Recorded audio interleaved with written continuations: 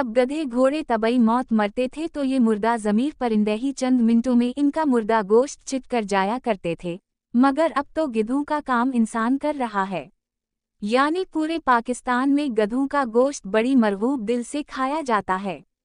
अच्छे अच्छे होटलों में गधों के गोश्त से सीख कबाब, शामी कबाब, पसंदे, गधा पुलाव, गधा बिरयानी और गधा निहारी बनाई जाती है।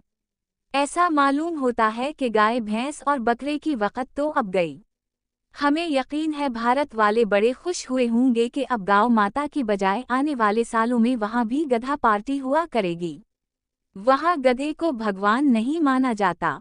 किसी ज़माने में एक फिल्म बनी थी, इंसान और गधा, जिसमें अदाकार रंगीला ने भी काम किया था।